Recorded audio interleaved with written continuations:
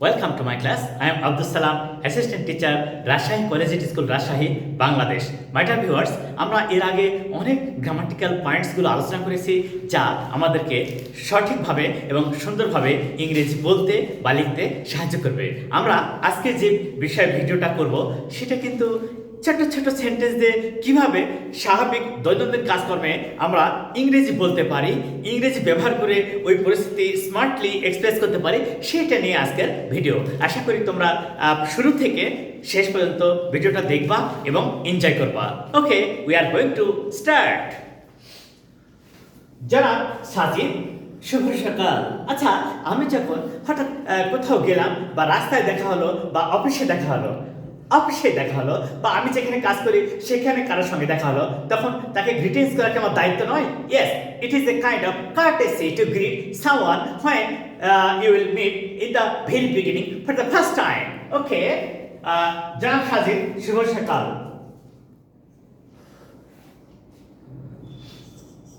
Good morning. Good morning mister Sajid.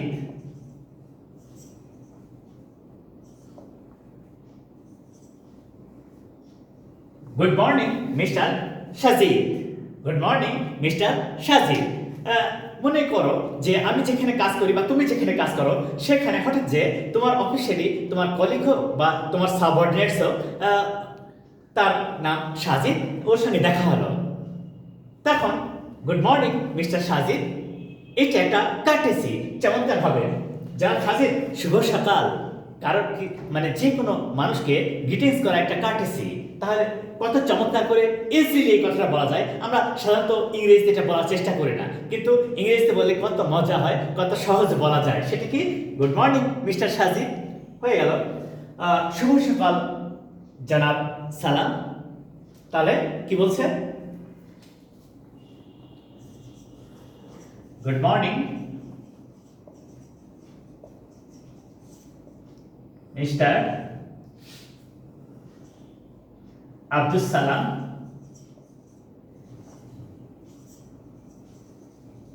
এটা অনেক সহজ এবং চমৎকার। এই কথাগুলো বলা অনেক সহজ এবং চমৎকার। তাহলে আমরা এইটুকু শিখলাম যে কোনো ভদ্রলোক বা কোনো ভদ্র মহিলার সাথে হঠাৎ কোনো কাজে দিনের শুরুতেই দেখা হলে এইভাবে আমরা এক্সপ্রেস করতে পারি, গ্রিটিংস করতে পারি। এটা হচ্ছে গ্রিটিংস করার একটা কার্টেসি। নাইস। তারপরে আপনি কেমন আছেন, এই যে কারো কুশলাদি জিজ্ঞাসা করা, এটা একটা কিন্তু স্পেশাল মডেস্টি। সেটা কি? আপনি কেমন আছেন? How are you?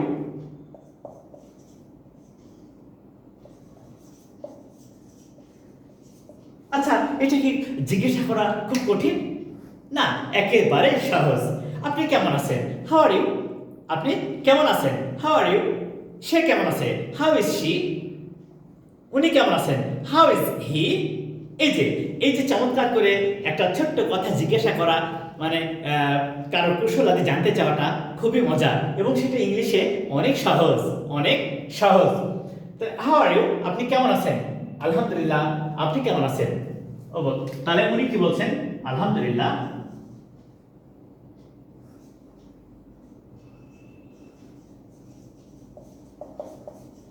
আলহামদুলিল্লাহ। How about you?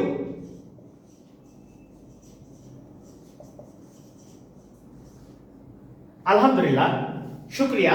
আপনি কেমন আছেন? আপনি কেমন আছেন? তাহলে এই যে আলহামদুলিল্লাহ, আপনি কেমন আছেন? আলহামদুলিল্লাহ। How about you? আপনি কেমন আছেন? এই যে কত চমৎকার করে সুন্দর করে কথা শুরু করা যায় এবং কুশলাদি বিনিময় করা যায়। এইটাই আমাদের আজকের চমৎকার শুরু। ওকে, ফাইলটি আনেন। ফাইলটি আনেন তার মানে এখন এই সেন্টেন্সটা পড়ে আমরা বুঝতে পারছি যে এখানে যাদের কথা হচ্ছে একজন একটু সিনিয়র এবং আরেকজন সাবঅর্ডিনেট। ফাইলটি আনেন। Face the file. এখানে এই কথাটা আমরা আলোচনা করব। ফেস দ্য ফাইল, ফাইলটি আনেন। দেখেন, ফেস অর্থ জানতে হবে go and take, go and bring. ফেস অর্থ হচ্ছে গো অ্যান্ড ব্রিং, অর্থাৎ যান এবং ওইটা নিয়ে আসে। সংক্ষেপে ফেস। কত সহজে লেখা যায়, তাই না? এখন আপনাকে বলতে হবে mister Sajid, go to that table and bring the file hair. এত কিছু না বলে সরাসরি চমৎকার করে বলা হয় face the file, face the file, ফাইলটি আনেন। চমৎকার, একেবারে ইজি। তিনটা ওয়ার্ড, মাত্র তিনটা ওয়ার্ড। একটা হচ্ছে ভার্ব আর একটা হচ্ছে অবজেক্ট। এই ভার্ব এবং অবজেক্ট এইটুকু শুধু ব্যবহার করে কত চমৎকার ভাবে একটা চমৎকার এক্সপ্রেশন করা গেল, এবং যা অনেক ইম্পর্টেন্ট, যা অনেক ইম্পর্টেন্ট। তাহলে এখানে কি বলা হচ্ছে? ফেস দ্য ফাইল, ফাইলটি আনেন। কলমটি দেন।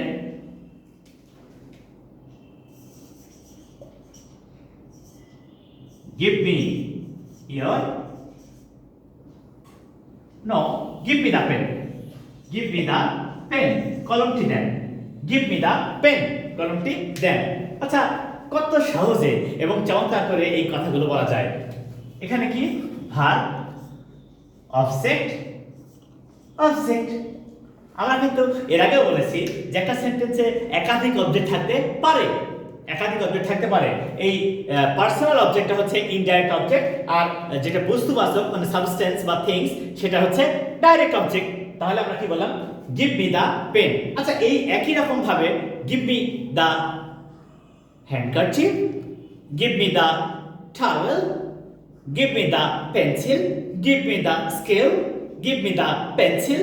কত সহজে একটা চমৎকার বিষয়কে তুলে ধরা যায়। তারপরে বলছেন সব কি ঠিক আছে? সব কি ঠিক আছে? Are everything's right, right or okay? Are everything's right or okay? সবকিছু কি ঠিক আছে? সবকিছু কি ঠিক আছে? Are everything's right or okay? তখন উনি বলছেন হ্যাঁ সব ঠিক। Yes, yes, everything is right.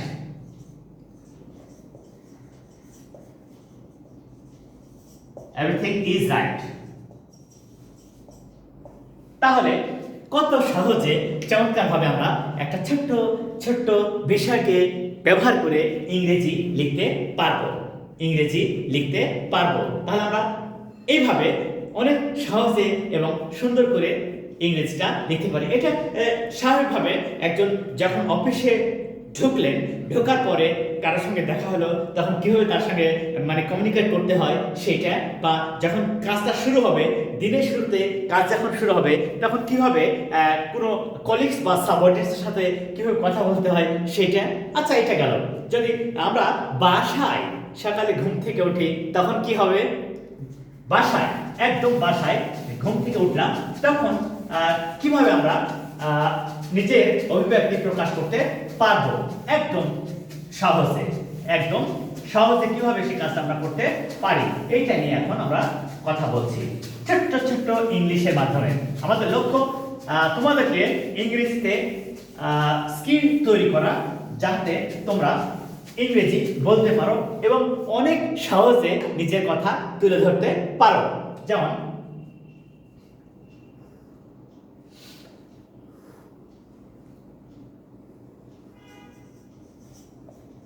শুভ সকাল,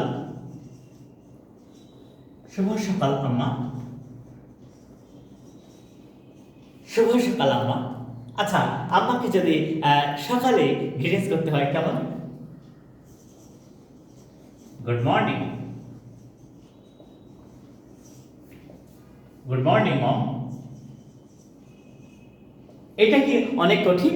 সকালে ঘুম থেকে তুমি উঠলা, ঘুম থেকে উঠে তোমার আম্মার সঙ্গে দেখা, ঘুম থেকে উঠে আম্মার সঙ্গে দেখা, তখন গুড মর্নিং মম।